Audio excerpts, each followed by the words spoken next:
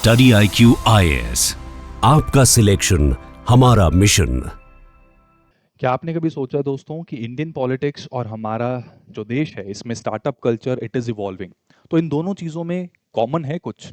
सोचिए, जब अमेजोन और फ्लिपकार्ट आए थे तो ट्रेडिशनल दुकानदारों ने ये कहा था कि ये जो लाइट वेट ऑनलाइन ऑनलाइन है ये इंडिया में नहीं चलेगा। पर इन्हीं so called light weight online retailers ने पूरे मार्केट को डिसरप्ट कर दिया।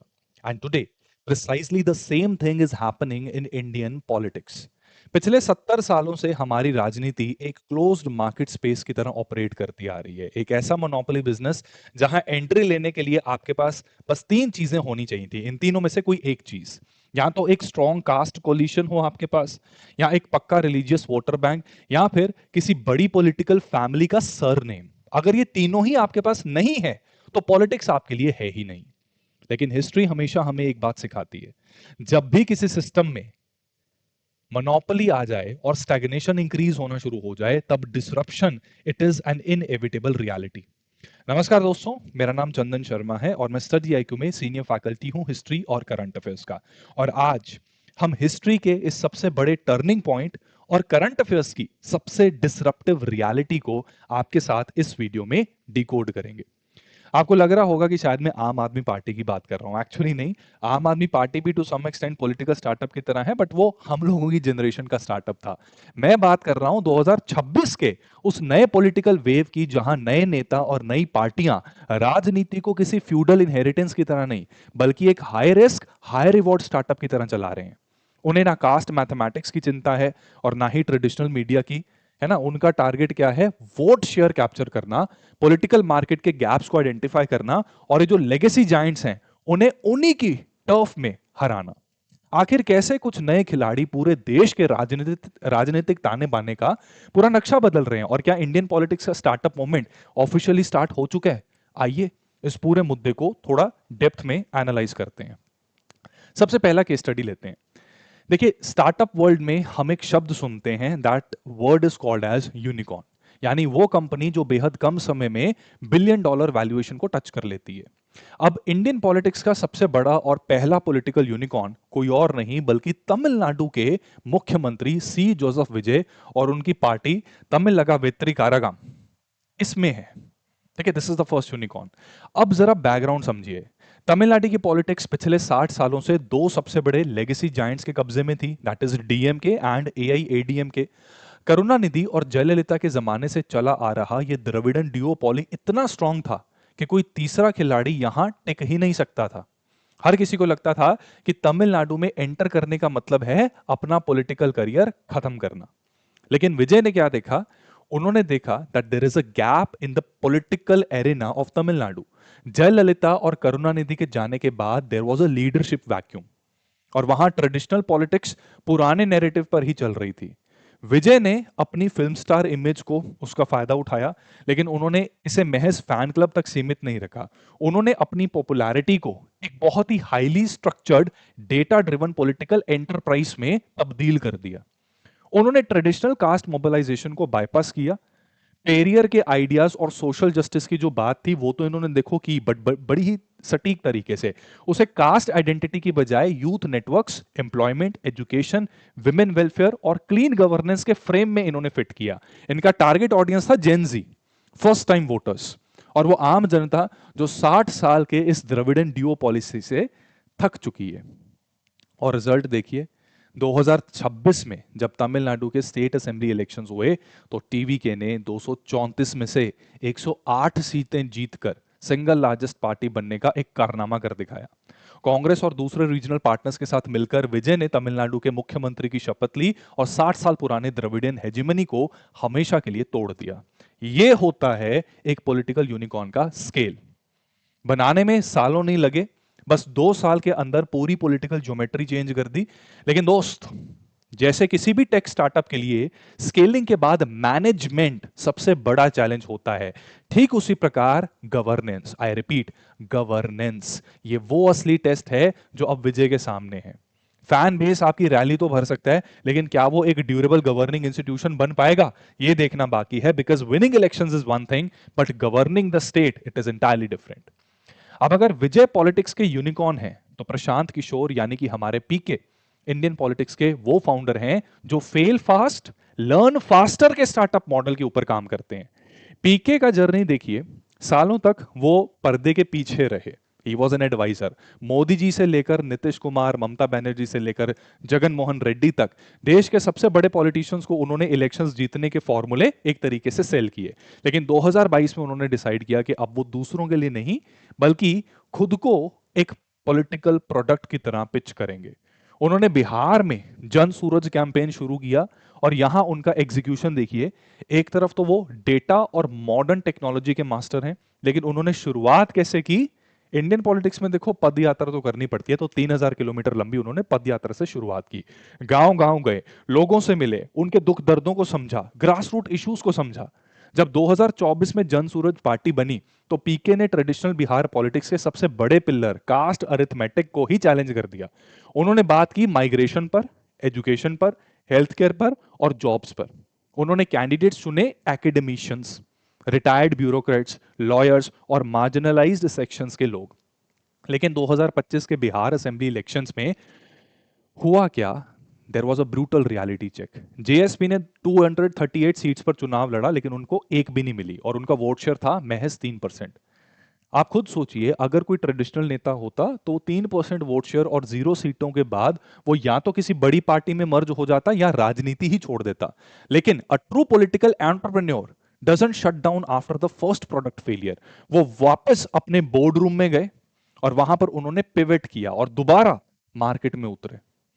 पीके ने कहा कि जन सूरज एक इलेक्शन, सिर्फ एक इलेक्शन के लिए नहीं, एक लॉन्ग टर्म इंस्टीट्यूशन के रूप में बिल्ड हो रहा है और उनका ये persistence it actually paid of. अभी रिसेंटली अगस्त 2026 के बांकीपुर असेंबली ये जो बाई इलेक्शंस हुए, इसमें प्रशांत किशोर ने एक हिस्टोरिक जीत हासिल की। अपनी इलेक्टोरल क्रेडिबिलिटी को इन्होंने वापस एस्टैब्लिश कर दिया। और ये बांकीपुर की जीत कोई आम बायपोल नहीं है, इट इज अ प्रूफ कि अगर आपका पॉलिटिकल स्टार्टअप पहले अटेम्प्ट में फेल हो जाए, तब भी अगर आपके पास विजन और एजिलिटी है तो आप मार्केट में वापस आकर दोबारा से डोमिनेट कर सकते हैं। इस बदलाव का, ये जो हम पॉलिटिक्स में देख रहे हैं, इसका एक और सबसे बड़ा और हिडन एस्पेक्ट आपको पता क्या है? The shift from community politics to CEO style governance. पहले क्या होता था कि बिहार में जेडीयू आरजेडी हो, पंजाब में अकाली दल की बात करो, या अलग अलग स्टेट्स की रीजनल पार्टीज, ये सब एक स्पेसिफिक कास्ट, फैमिली लेगेसी या कम्युनिटी आइडेंटिटी के इर्द गिर्द घूमती थी। यहां वोटर लॉयल्टी इनहेरिटेड होती थी, डिलीवरी बेस्ड नहीं। पर अब वो जमाना गया। आज न्यू एज पॉलिटिकल एंटरप्रेन्योर्स एक सीईओ स्टाइल गवर्नेंस मॉडल लेकर आ रहे हैं, क्योंकि जनरेशन भी उसी तरह की आ रही है। यहां पार्टी एक फैमिली फर्म या कास्ट क्लब नहीं बल्कि एक प्रोफेशनल कॉर्पोरेट एंटरप्राइज की तरह चलती थी, जहां डेटा एनालिटिक्स, मेजरेबल रिजल्ट्स और एफिशिएंसी मैटर करती है। यूथ को अब हमारी बिरादरी का नेता नहीं चाहिए, उन्हें एक ऐसा चीफ एग्जीक्यूटिव पॉलिटिकल ऑफिसर चाहिए जो उनके स्टेट के फ्यूचर को सिक्योर कर सके। ये आइडेंटिटी पॉलिटिक्स से डिलीवरी पॉलिटिक्स की तरफ हमारे देश में एक बहुत बड़ा पॉलिटिकल शिफ्ट साफ नजर आ रहा है। एंड माय डियर फ्रेंड्स, अगर आप इस वीडियो में यहां तक मेरे साथ बने हुए हैं तो एक बात देखो एकदम क्लियर है कि आप उन लोगों में से हैं जो इंडियन पॉलिटिक्स को ये टीवी डिबेट्स के शोर शराबे से नहीं बल्कि उसके डीप स्ट्रक्चरल लेवल पर उसको समझना चाहते हैं। इस एनालिटिकल माइंडसेट के लिए इस वीडियो को अगर आप देख रहे हैं और पसंद आ रही है तो एक लाइक बनता है। और आपको अगर लगता है कि हमारे सिस्टम में बदलाव आना चाहिए तो इस वीडियो को अपने कम से कम एक दोस्त के साथ शेयर जरूर करें, ताकि हमारे देश की राजनीति को लेकर सही डायरेक्शन में एक डिस्कशन आगे बढ़े। अब चलिए तीसरे और सबसे यूनिक पॉलिटिकल स्टार्टअप मॉडल की तरफ चलते हैं, एंड दैट इज अबाउट के अन्नामलाई। देखो, कॉर्पोरेट वर्ल्ड में आपने कई बार देखा होगा कि top executive of some multinational company वो कई बार अपनी कंपनी छोड़कर अपना खुद का स्टार्टअप स्टार्ट करता है, क्योंकि वो अपने हिसाब से अपना कल्चर और प्रोडक्ट को बिल्ड करना चाहता है। अन्नामलाई ने पॉलिटिक्स में ठीक एग्जैक्टली यही किया। ये एक एक्स आईपीएस ऑफिसर हैं और तमिलनाडु बीजेपी के प्रेसिडेंट भी रह चुके हैं, यानी एक बनी बनाई नेशनल पार्टी की बड़ी मशीनरी का ये हिस्सा थे। लेकिन जून 2026 में उन्होंने इस एस्टैब्लिश्ड कंपनी को छोड़ दिया और अपना खुद का पॉलिटिकल मूवमेंट लॉन्च किया, वी द लीडर्स। उनका मॉडल पीके या विजय से काफी अलग था। वो अगला तुरंत आने वाला इलेक्शन जीतने की कोशिश नहीं कर रहे, उनका टारगेट है सीधा 2031 का असेंबली इलेक्शन। वो अभी हवाबाजी नहीं, सिर्फ ग्राउंड इंफ्रास्ट्रक्चर बिल्ड कर रहे हैं। उनका फोकस कास्ट और रिलीजन से हटकर सिविक एंगेजमेंट के ऊपर ज्यादा है। वो पॉलिटिक्स में टर्म लिमिट्स और लीडरशिप रोटेशन की बात कर रहे हैं। These are very unique concepts in our political discussions. वो ऑर्गेनाइजेशन में सुप्रीम लीडर का कॉन्सेप्ट ही खत्म करना चाहते हैं और खुद को चीफ सर्वेंट बुलाते हैं। ये सीधे तौर पर इंडियन पॉलिटिक्स के कन्वेंशनल ऑर्गेनाइजेशनल डीएनए को दोबारा लिखने की एक तरीके की कोशिश है। लेकिन दोस्तों, ये जो नए पॉलिटिकल फाउंडर्स आ रहे हैं, इनका मार्केट यानी हमारे वोटर्स, वो भी तो बदल चुके हैं ना। आज का वोटर, स्पेसिफिकली ये जेन जी, लेगेसी लॉयल्टीज पर वोट नहीं करता। उसे इस बात से कोई फर्क नहीं पड़ता कि उसके दादाजी ने किस पार्टी को वोट दिया। उसे फर्क पड़ता है नीट यूजी के पेपर लीक से, उसे फर्क पड़ता है अनएम्प्लॉयमेंट से। और इस बदलते हुए यूथ माइंडसेट का सबसे बड़ा एग्जांपल मैं आपको दे चुका हूं, नहीं एक्चुअली नहीं दे चुका, ये कॉकरोच जनता पार्टी है, सीजेपी। मई 2026 में शुरू हुआ ये मूवमेंट दिखाता है कि आज का यूथ डिजिटल प्रोटेस्ट्स को एक स्टार्टअप की तरह कैसे स्केल कर रहा है।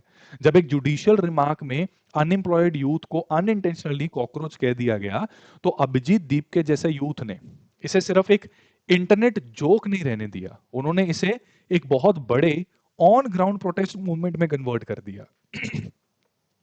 जंतर मंतर पर चल रहे सीजेपी के प्रोटेस्ट्स ने सिस्टम को हिलाकर रख दिया। ठीक है, एक रेजिग्नेशन हमने देख ही ली। इन्होंने दिखा दिया कि मीम कल्चर और वायरल डिजिटल नैरेटिव्स अब सिर्फ टाइम पास नहीं, ये आज के वक्त का सबसे शार्प पॉलिटिकल वेपन है।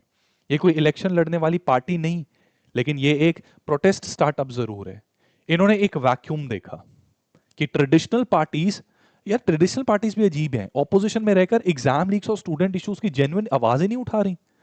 और हाँ, जब भी देश में ऐसा कोई ऑर्गेनिक यूथ मूवमेंट खड़ा होता है, तो आलोचक सबसे पहले उस पर फॉरेन फंडिंग या आउटसाइड टूल किट का ठप्पा लगाने की कोशिश करते हैं। लेकिन दोस्तों, टू अ ग्रेट एक्सटेंट सच यही है कि बिना किसी विदेशी फंडिंग, कॉर्पोरेट बैंकिंग के, सिर्फ आम स्टूडेंट्स के जेन्युइन गुस्से और जमीनी दर्द, उसे मोबिलाइज करने का काम इस सीजेपी ने किया है। ये नए दौर का प्रेशर ग्रुप है जिसे हैंडल करना पुरानी पॉलिटिकल मशीनरीज के बस की बात है ही नहीं। तो ये जो हम डिस्कशन कर रहे हैं, इसका कुछ तो कंक्लूजन अब निकालें कि व्हाट इज एग्जैक्टली हैपनिंग। तो इसका अल्टीमेट कंक्लूजन क्या है? देखो, आने वाले कुछ सालों में इंडियन पॉलिटिक्स एक और मैसिव चेंज देखने वाली है, और वो है डीलिमिटेशन एक्सरसाइज। जब देश भर में कॉन्स्टिट्यूएंसीज की बाउंड्रीज और डेमोग्राफी ऑफिशियली चेंज होगी, तब पुराने कास्ट इक्वेशंस और रिलीजियस कैलकुलेशंस ये खत्म हो जाएंगे। नए वोटर्स की गिनती बढ़ेगी और पुराने लीडर्स के vote banks, these are going to get shifted.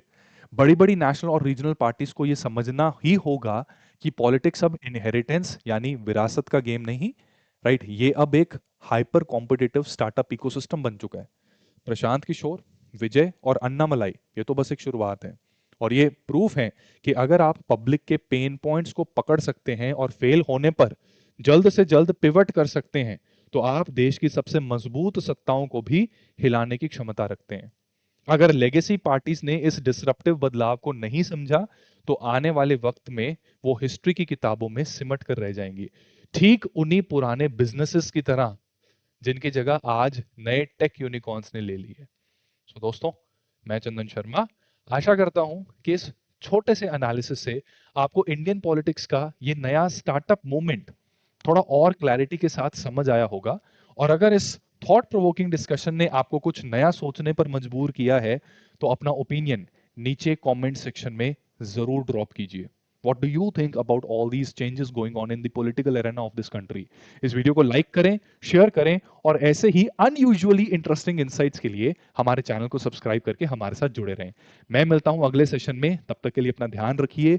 Have the curiosity, keep reading, take care of yourself. जय हिंद। स्टडी IQ IAS, आपका सिलेक्शन हमारा मिशन।